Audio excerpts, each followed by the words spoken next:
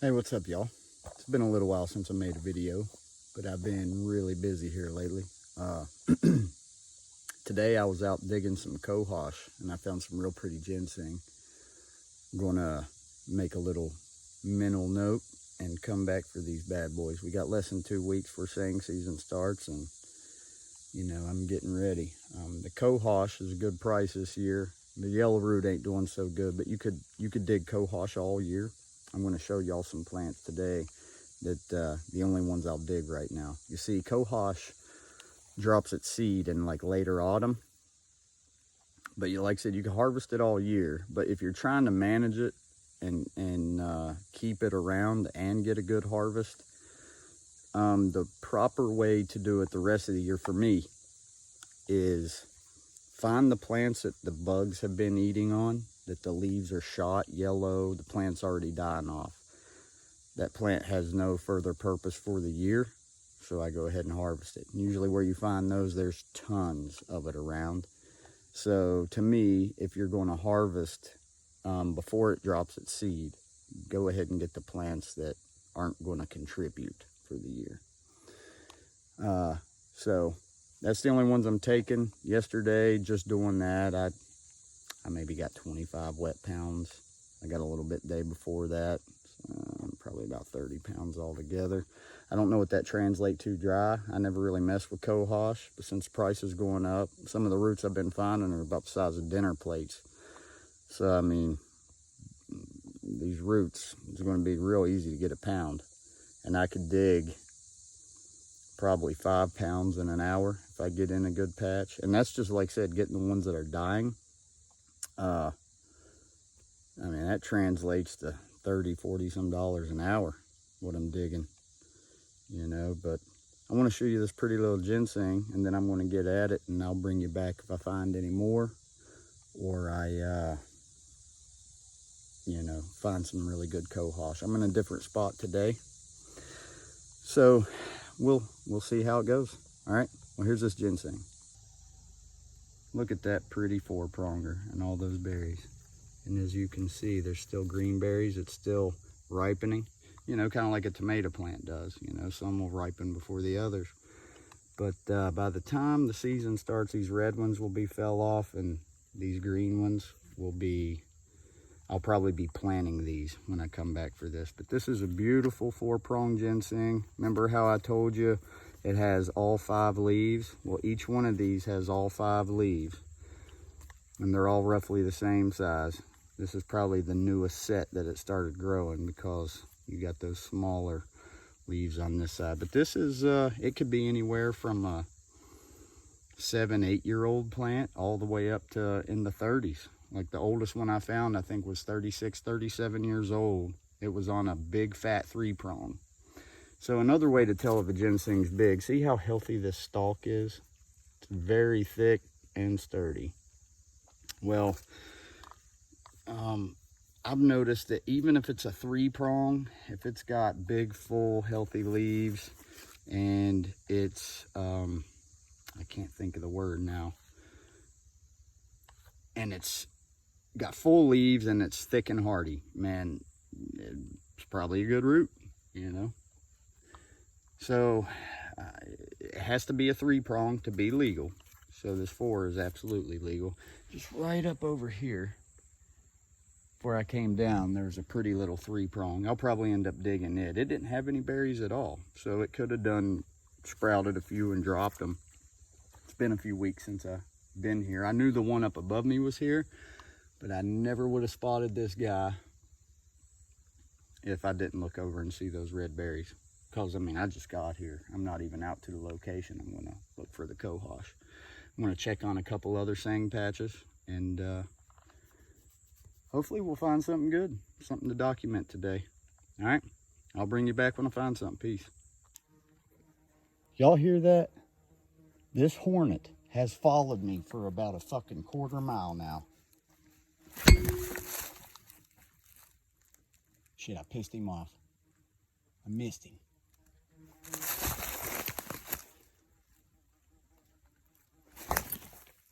Yeah. Fuck around and found out. Look at that shit. He has been chasing me up in my face since before I showed y'all that ginseng. Then he came back again. He's solo. But anyway, I was going to show y'all something before I got ran off there. He was about to get me up here. This right here is another herbaceous plant. Oh, look. Look right there. Pretty little two-pronged ginseng. I didn't even see that yet. I seen this bloodroot. Anyway, this is bloodroot. All right. Another herbaceous plant. You dig it up, snap that root, it looks blood red. It also, I think it fetches around $9, $8, $9, something like that, dry. But there's some more. There's some more up there. And then right over there, if you could see it. Oh, here's some right here. That's wild ginger. So all in this one area, we've got ginseng, we've got ginger. We have Solomon seal. You know what? Let's walk back up here. This is steep as shit. We're gonna walk back up here. Look at that big pretty bloodroot. You know that'd make a nice root. I actually might dig a couple of these big ones. I'm getting an early start. There's no season for bloodroot. I'm pretty sure just like yellow root, I think it flowers back in April and May and does its thing then. A big patch of wild ginger. There are spider webs everywhere. There's one right in front of us right here. I'm always looking down when I'm scouting. So I eat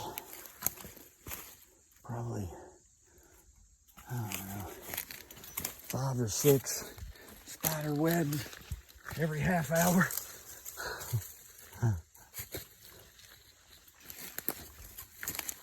I tell you what, West Virginia is very unforgiving terrain in some spots.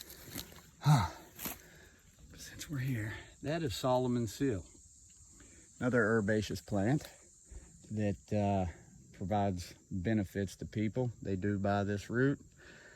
I'm not much into digging it. I see it a lot, but I know there's some more right there behind it. Now, you have Solomon seal and false Solomon seal. People buy both. However, false Solomon seal, you see where that berry pod is at the end? About halfway down the stem is where the berry pod would be on false Solomon. All right, but it's another cool herbaceous plant you see out here in the woods of West Virginia. I couldn't tell you the medicinal benefits off the top of my head, but some information I could look up and talk about later. But yeah, so we got Solomon seal, we got wild ginger, we got bloodroot, we got ginseng. And I bet you there's a black cohosh plant around here somewhere. All relatively close to one another. That's awesome. The natives knew so much about this land that we've lost to time, but the old timers are keeping it around. You know, nature has a cure for a lot of your ailments. But we're going to get down on this little bench down here, and we're going to start crisscrossing this hollow here. I've already found several good thing plants, so looks like it'll be good hunting come the first. I'll probably be up here first thing on the first to manage this area. Any small 2 prongs I find, I'm going to plant their berries. I'm going to snip the top so they'll come back next year. And I'm going to do this for years and years until those become harvestable, you know, good roots. And all the babies that it makes, I'll manage them all in the same way. But I think I'm going to dig up this bloodroot real quick, this one big one, and I'm going to show y'all what it looks like. There's a nice patch here, so I'm not hurting the population. It's not something I'll hunt a lot, but if I find a nice little patch like this, I'll take some of the bigger ones, and just like fishing, you know, you throw the small ones back, let them get bigger. All right, y'all, I'll bring you back in a minute. Well, there's the bloodroot, y'all. I'm not going to break this one open because this one is surprisingly large for bloodroot. It's a really good one. There's a couple more around here like it I'm going to take. But I might dig up one of these small ones here, and I'll show you what the inside of that root looks like and how it gets its name. But this is a nice one. I'm going to put it in my bag, and I'm going to take this one with me. Shit, man. I'm still on this hillside digging a little bit of bloodroot, scouting, and I already been chased by the hornets. Now I'm getting chased by yellow jackets. I just come down this nice little bench. It's a nice little flat spot. And I heard something like louder than normal buzzing me. Looked down, they were swarming around my left boot, and there was one swarming around my head. So I was like, hell with that. And I got out of there because I was just about to stop and take a drink of water. God damn, nature, man. Nature. All right, y'all.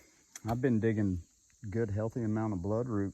I just kept finding it, so I kept digging it. But the further I'm getting down in the hollow, this is that old dying cohosh I was telling you about. Now, it ain't going to make it to late fall. This is one of those, probably next week, it'll be all yellow, and then it'll turn brown, fall apart.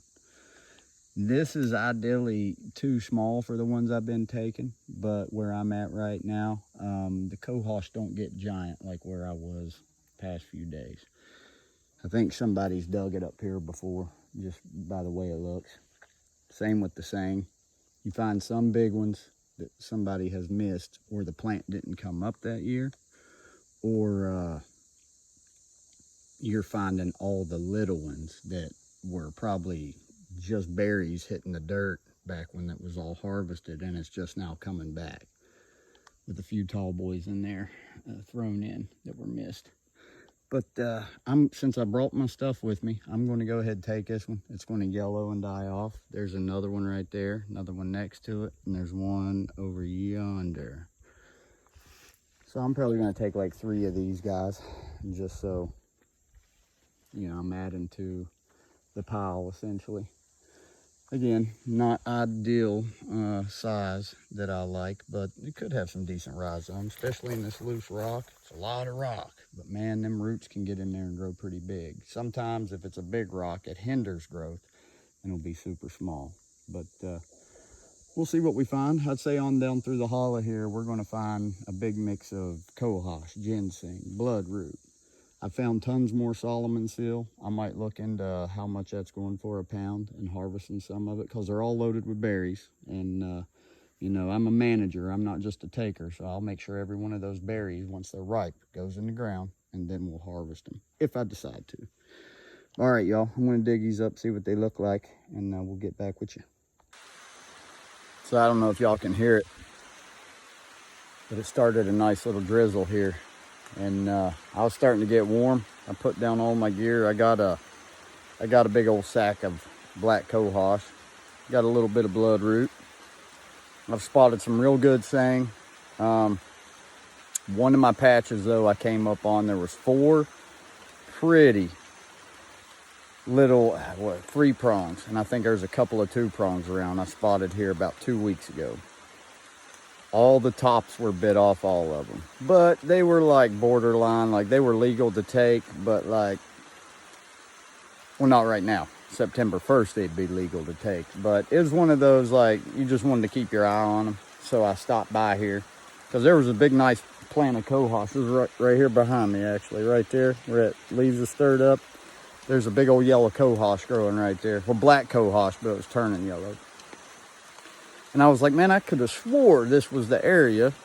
This was the tree. Because I remember this little tree my hose leaning on. The way it kind of stair steps down right here. And comes, and it funnels right down through this little gulch, gully, whatever you want to call that. I remembered it. I was like, wait a minute. There's supposed to be like, I don't know, 6 altogether. And a few harvestable 3s. Nope, there's a critter around here, which I figure it's deer. I don't see a lot of deer sign on this slope right here, but something's eating them. And same for my patch. When you first come up into this area, a tree fell on it, a big tree, and then it knocked 2 other poplars down on top of the patch. So I did what I could to spread them out. A lot of them, I guess, where little animals have been going in there for cover, a lot of them got eaten. There's a big, pretty 2-prong. Now, I know, looking at Ginseng now, after I've did it for a little while, that just genetically the plant, it does weird shit. You might have a 2-prong that's massive with a huge stalk, big leaves, and that root in there might be 15, 20 years old. But 2 prongs aren't legal. But if you dig it up and look, like sometimes they come up, it could be its first or second years of ginseng and be a little 3-prong. I think it has a lot to do with genetics. So I think what the DNR should do about that is, like, we need a better standard. Like, I know it would be tough to measure stalk diameter, but look at your stalk diameter more closely than how many prongs it has. Because if you were out here digging every 3 you found, you're going to be taking some that are like yearlings, 2 years old. Just little tiny 3-prongers. And I know that for a fact because somebody gave me some stratified seed last year, planted it, it came up this year, and I think 3 out of the 4 of them, one didn't come up. One was a 2-prong, which was bigger than all of them. And the other 2 were little 3-prongs. Little tiny 3-prongs. They had little berry pods starting on them and everything. But they got sick from some kind of blight and they died off within the last 2 weeks. So that sucks. I've been keeping my eye on them. I was hoping they'd give me more berries. I could plant them berries. And then, you know, within the next 5 years, I'd have a nice little patch of Ginseng growing right on my property that I could use for my own medicinal use.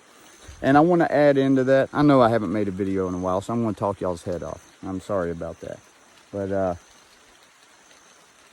the thing that we use, like we like to make sun tea, you know, just black tea. You use green tea, you set it out in the sun. Well, what we do is we'll take apart one of the tea bags, right? We put a piece of root in a coffee bean grinder, grind it down pretty fine, put it in there, tie it back shut, and let that steep in the sun tea. And I tell you, if you like energy drinks and caffeinated beverages, drinking an energy drink, you got that real bad lag afterwards. Now, where sweet tea, iced tea, lemon tea, well, however you want to make it, I like adding lemon to mine.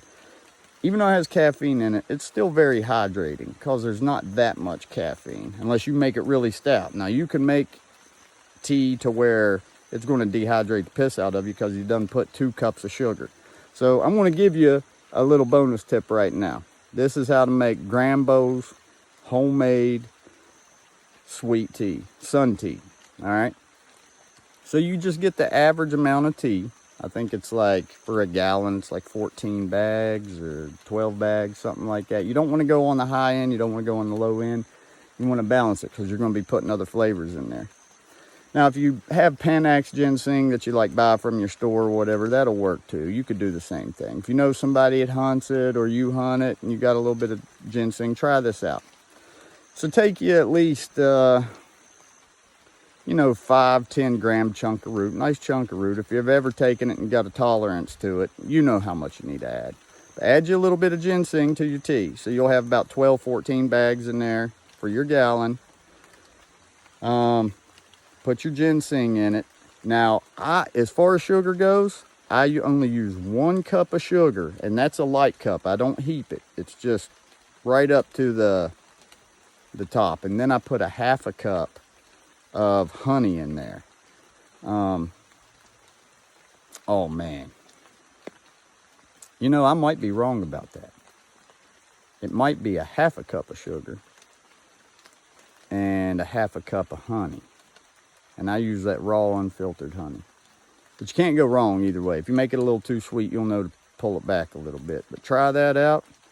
It is like a refreshing energy drink that gives you a good, clean energy, and you feel good. Pretty good part of your day. Ginseng is an adaptogen. That means it works where you need it to work. You know, it does just so many great things for you. But with that, I'm going to sit here and enjoy this little shower and the cool air it's brought in. Cool my jets for a minute and then get back at it. It's already about 4 o'clock. Excuse me. It's already about 4 o'clock and you head home. I'm hungry. Peace, y'all.